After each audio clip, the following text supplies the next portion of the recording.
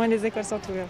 C'est sûr qu'il y a des risques associés à ça, mais je pense qu'on fait le plus qu'on peut. Sérieusement, on était contents parce que on sent que les enfants, ils ont besoin de ça.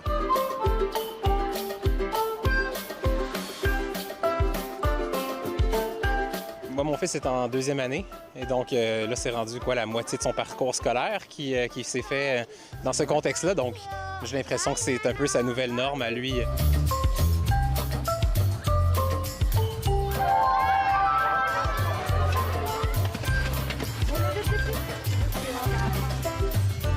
Madame Carmichael. Bonjour, Monsieur Roy. Bienvenue à Notre-Dame de Grâce. On peut pas... On a encore le réflexe. Voilà. Merci de nous accueillir. Bienvenue. On va aller se promener dans cette école-là. Vous allez m'expliquer comment, dans la vie de tous les jours, vous vous êtes adapté. Parce que ça a été une révolution quand même. Oui, vraiment. Ben, allons-y. C'est le corridor des premiers cycles. Première, 2e année. C'est incroyable, hein? C'est une grande école. C'est une très grande école. Là, c'est la récré du 2e cycle. Pendant les vacances, vous, est-ce que vous avez craint, les vacances de Noël, avez-vous craint que ça n'ouvre pas? Oui, c'est ce qu'on pensait. En fait, l'annonce du du premier ministre m'a surprise, mais on était heureux. En fait, l'ensemble du personnel était content de revenir. Pour nous, c'est comme retrouver un semblant de normalité. On vient à l'école, il y a des enfants, il y a de la vie.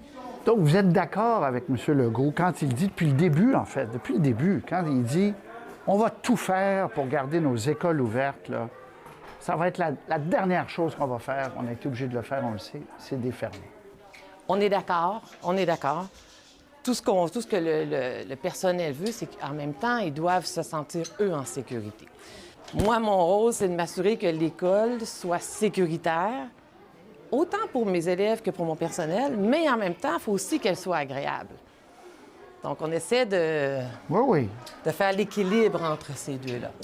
Il ne faut pas que les contraintes soient tellement nombreuses que ça gâche tout le processus. En fait, il faut que les contraintes soient viables. Viables. Et vivables. Et c'est le cas? Et c'est le cas, pour l'instant. Ce qu'on trouve difficile un peu, c'est pour nos élèves de 5 et 6 où ils passent la journée avec le masque. On souhaite que ça ne soit pas comme ça jusqu'à la fin de l'année. Là, on comprend qu'on a un coût à donner. Ce qu'on disait aux élèves, comme je vous disais, c'est le prix à payer pour être à l'école. Donc, nos 5 et 6 le comprennent, ils l'acceptent, puis ça se passe bien, là.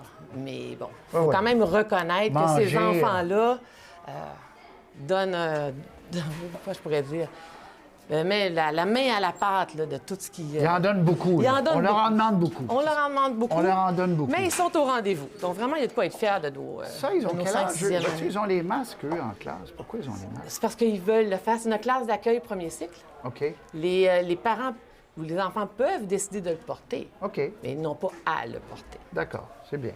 Bonjour, monsieur. Bonjour, Isabelle. Ça, c'est leur horaire toilette. Ça, c'est l'horaire toilette. Parce que sinon, il y a trop de monde qui est aux toilettes en même temps. On a vu la pause pipi. Ça, c'est un bel exemple de réorganisation. Là. Oui. On dit à tout le monde, c'est pas dans 20 minutes, c'est tout de suite, vous avez envie ou... En fait, tout dans une école n'est pas simple. Donc, quand on a eu les mesures où il fallait qu'il y ait une distanciation entre les groupes, bien, comme on n'a que 2 grands blocs sanitaires, je ne pouvais pas m'attendre à ce que mes 30 groupes descendent en même temps, même 10 groupes. Là. Parce que quand arrivaient les récréations, c'est ce qui arrivait. Donc là, on s'est dit, on va faire un horaire pause pipi le matin et l'après-midi. Il a fallu séparer notre dîner en 3 groupes pour que dans la cour d'école, les élèves aient chacun leur zone pour que les 2 classes soient respectées. Donc, à 32 groupes, il a fallu penser à 3 dîners différents pour aller à l'extérieur, 3 temps différents. Donc, c'est une horlogerie qui fonctionne bien. Oui, mais il a fallu penser à l'horlogerie, la mettre en place. Ils sont tellement petits. Oh, c'est tellement cute. Hein? Oui, je sais. Vous, votre cœur doit arracher à chaque jour. Le masque n'est pas obligatoire. On fera pas semblant, là. Ma petite est là. Tu peux dire bonjour, hein? Allô, Viviane? Au niveau du travail académique, est-ce que les enseignants vous rapportent qu'il y a du retard, qu'il y a des inquiétudes? Bien, en fait, les enseignants, ce que j'entends de leur part, c'est qu'ils veulent s'assurer, eux, que leur enfant, leur élève, arrive à la fin de l'année à la même place que les autres cohortes auraient été. Donc, ça crée quand même une pression chez eux. On l'a vraiment senti avec le retour des fêtes où on était à distance. On ne savait pas combien de temps ça allait durer. Là, ils se posaient des questions, mais comment je vais y arriver? Mais avez-vous confiance qu'on va rattraper le retard, ce retard-là académique? Moi, je pense qu'on va le rattraper, mais peut-être sur une couple d'années, là. Parce qu'on parle quand même de 3 mois. Je dis pas qu'il y a des gros retards, c'est catastrophique, on n'y arrivera pas, mais probablement que l'année prochaine, les profs qui recevront la cohorte qui a remonté devront aussi s'ajuster un peu, là. Est-ce que les services aux élèves en difficulté, on parlait beaucoup de ça avant la crise, est-ce qu'on arrive à les donner quand même? Est-ce qu'on suit les élèves? Oui. Est-ce qu'il y en a qui tombent dans des cracks? Bien, en fait, nous, on suit nos élèves, on a réajusté nos services en conséquence, là. L'offre de service, par exemple, en 2e année, on veut mettre un peu plus d'orthopédagogie. OK. Parce qu'on sait que... Vous avez les ressources? On a les ressources, il faut savoir les redistribuer. Il y a des écoles qui en ont payé une pénurie en adaptation scolaire au niveau de l'orthopédagogie. Nous, jusqu'à présent, on est chanceux. Bonne journée. Bonjour, Amélie. L'aération dans les classes.